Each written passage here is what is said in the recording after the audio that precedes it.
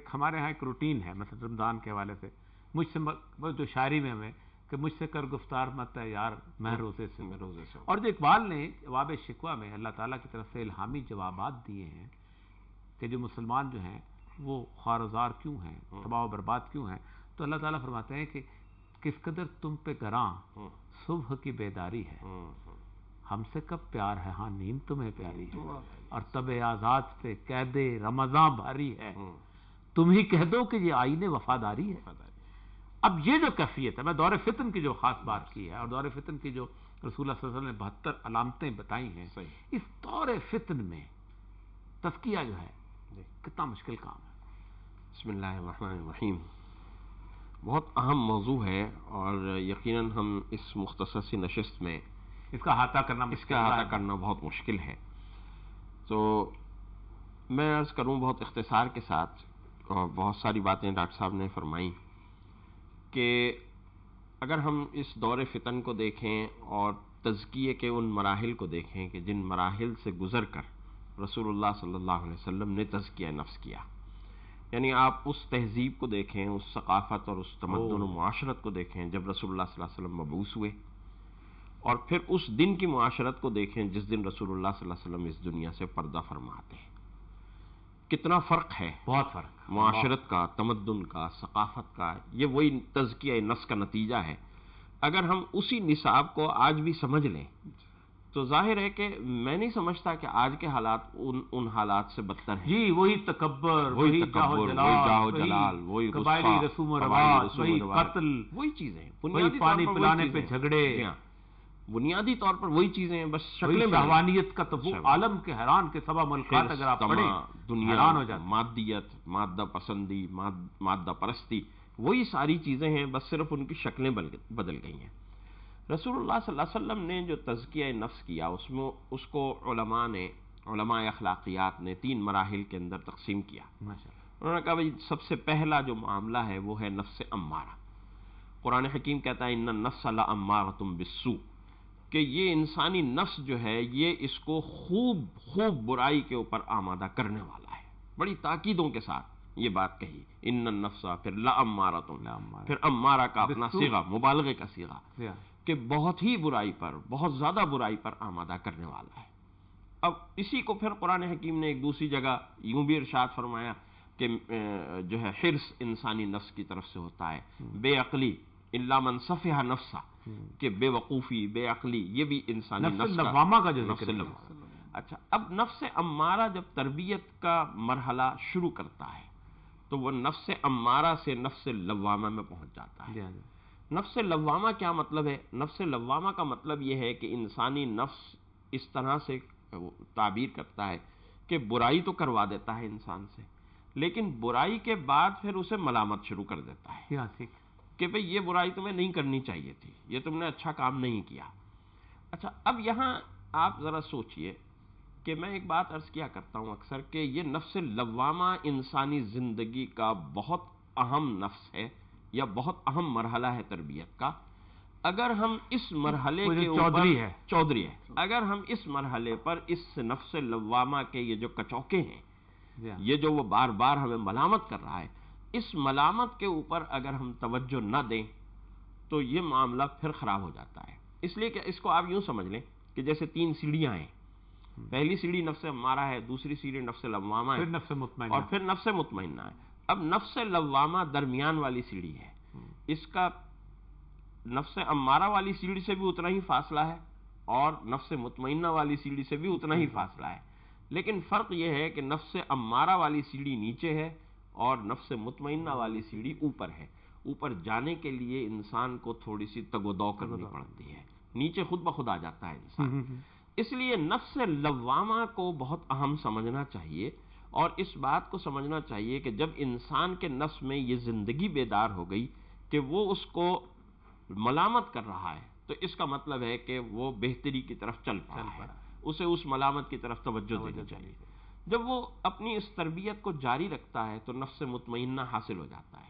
اس کو قرآن حکیم نے کہا کہ یا ایتھا النفس المطمئنہ ارجعی الی ربک راضیۃ مرضیہ. امام غزالی رحمۃ اللہ علیہ اس بات کو یوں بیان کرتے ہیں کہ آپ کو کب پتہ چلے کہ آپ کا نفس امارہ ہو گیا، نفس مطمئنہ ہو گیا؟ وہ کہتے ہیں کہ مقتضائے طبع اور مقتضائے شرع، ان دونوں چیزوں میں جو کشاکشی اور جھگڑا ہے وہ ختم ہو جائے۔ واہ۔ طبیعت اور شریعت کا تقاضا ایک ہو جائے۔ واہ۔ جو شریعت کہتی ہے وہی طبیعت بھی چاہتی ہے۔ واہ۔ جس چیز کو شریعت نے منع کر دیا طبیعت اس طرف جاتی ہی نہیں ہے، تو سمجھ لیجئے کہ نفس مطمئنہ حاصل ہو گیا۔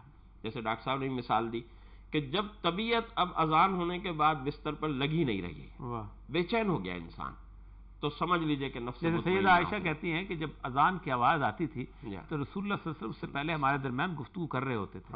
اذان کی آواز سنتے ہی ایسے لگتا تھا جیسے رسول اللہ صلی اللہ علیہ وسلم ہمارے درمیان موجود ہی نہیں ہے۔ جی ہاں، موجود ہی نہیں ہے، وہ توجہ ایک دم۔ جی ہاں۔ اچھا، اب یہ جو صورتحال ہے، اس صورتحال میں آج کا جو دور پرفتن ہے، میں پھر وہی بات عرض کروں گا، پہلے بھی ایک پروگرام میں، آپ ہی کے پروگرام میں میں نے عرض کی کہ ہمیں قرآن اور صاحب قرآن سے اپنے رشتے کو مضبوط کرنا ہوگا۔ جب تک ہم اپنا رشتہ قرآن اور صاحب قرآن سے مضبوط نہیں کریں گے، اور قرآن سے رشتہ مضبوط کرنے کا وہ مطلب نہیں ہے جو میں نے اس دن بھی عرض کیا تھا کہ صرف لڑکی کو رخصت کرنے کی حد تک یا ایصال ثواب کی حد تک نہ رکھیں، یا فنکشن کے شروع ہونے پر پڑھ لیں 2-3 آیتیں، اور وہ بھی قاری کے اوپر وہ ہو کہ بھئی 2 منٹ سے زیادہ نہیں، لمبی نہیں کرنی۔ تو قرآن کو ہم پڑھیں، قرآن کو ہم سمجھیں، قرآن کو ہم اس پر عمل کریں اور اس کے پیغام کو لوگوں تک پہنچائیں۔ دیکھیے رسول اللہ صلی اللہ علیہ وسلم نے یہ تلاوت آیات اللہ، تعلیم کتاب و حکمت اور تزکیہ نفس، یہ 3 فرائض نبوت جیسا آپ نے بھی فرمایا، قرآن حکیم میں بارہا ان کا ذکر کیا۔ آپ نے یہ 3، اور حضرت ابراہیم کی دعا ہے، وہ دعا ہے ربنا وابعث فیہم رسولا منہم یتلو علیہم، سورۃ البقرہ کے اندر آئی، اور اس دعا سے نتیجے میں یہ بات رسول اللہ صلی اللہ علیہ وسلم ان فرائض کے ساتھ، انہی فرائض کے ساتھ مبعوث ہوئے۔ حجۃ الوداع کے موقع پر 1.25 لاکھ صحابہ کا مجمع آپ کے ساتھ تھا، اور اس 1.25 لاکھ مجمع کے اندر بہترین قاری بھی تھے، بہترین محدثین اور فقہاء اور معلمین بھی تھے، بہترین انسان بھی، اور بہترین انسان بھی تھے۔ یہ وہ لوگ تھے کہ جن کو رسول اللہ صلی اللہ علیہ وسلم نے تلاوت آیات اللہ، تعلیم کتاب و حکمت کے ذریعے سے تزکیہ نفس کے ان مراحل سے گزارا تھا، اور وہ کیا سے کیا بن گئے، ہے نا؟ وہ کیا چیز تھی؟ سمامہ بن اسال کا میں واقعہ نقل کروں کہ سمامہ بن اسال بنی حنیفہ ایک قبیلہ تھا، بڑا شرارتی قسم کا قبیلہ، جی، اور بہت پیسے والا قبیلہ تھا، وہ زہیر بن کعب تھے، قصیدہ والے، وہ قصیدہ والے۔ تو رسول اللہ صلی اللہ علیہ وسلم نے اس قبیلے کی طرف بھیجا ایک چھوٹا سا لشکر، تو وہاں فتح ہوئی، اور سمامہ بن اسال جو اس قبیلے کے سردار تھے ان کو قید کر کے لے آیا گیا۔ کیا خوبصورت واقعہ، اللہ۔ 3 دن آپ نے ان کو قید باندھے رکھا۔ پہلے دن رسول اللہ صلی اللہ علیہ وسلم سمامہ کے پاس سے گزرے تو پوچھا مالک یا سمامہ، کیا حال ہے سمامہ؟ تو کہتے ہیں کہ کیا حال پوچھتے ہوئے، ان تقتل ذا دم وَإِن تسأل تعطاک، اگر آپ کسی کو قتل کریں گے تو ٹھیک ہے، ایک خون والا ہے، آپ کے قیدی ہے، آپ اسے قتل کر دیں، اور اگر آپ کو کچھ سوال کرنا ہے، آپ کو کچھ مانگنا ہے تو وہ آپ بتائیں، آپ کو دیا جائے گا۔ دولت مند آدمی تھا۔ رسول اللہ صلی اللہ علیہ وسلم مسکرا کر آگے بڑھ گئے۔ دوسرے دن پھر پوچھا، کہنے لگا ان تقتل ذا دم، اگر آپ قتل کریں گے قیدی قتل کر دیں، اور اگر آپ معاف کر دیں گے تو آپ ایک محسن، آپ ایک ایسے آدمی کو معاف کریں گے جو احسان کش نہیں ہے۔ تیسرے دن پھر گزر ہوا تو صرف آخری بات کی کہ اگر آپ چھوڑ دیں گے تو آپ کا احسان۔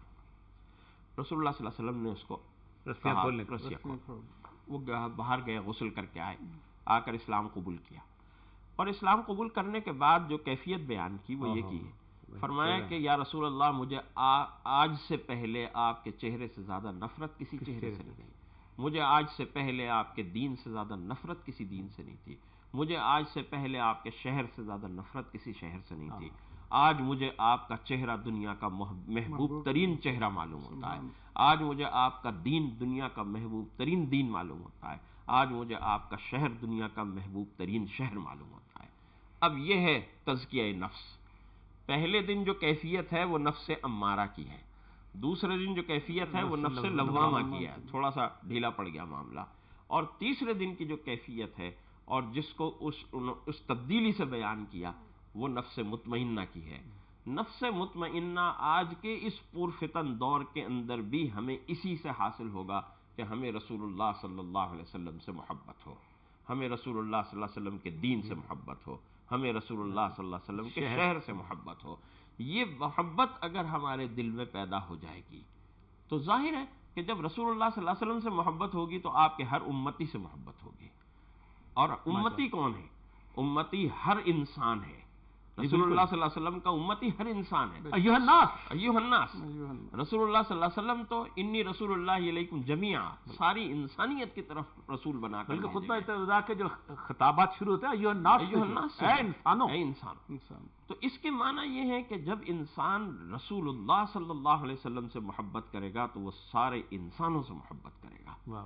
اور جب سارے انسانوں سے محبت کرے گا تو وہ ایک امن کا پیامبر بن کے نکلے گا، امن کا نمائندہ بن کر نکلے گا. اور ہر ایک سے محبت، ہر ایک کے ساتھ خندہ پیشانی سے پیش آنا، وقار کے ساتھ پیش آنا، یہ اس کی زندگی کا شیوا اور طریقہ ہوگا.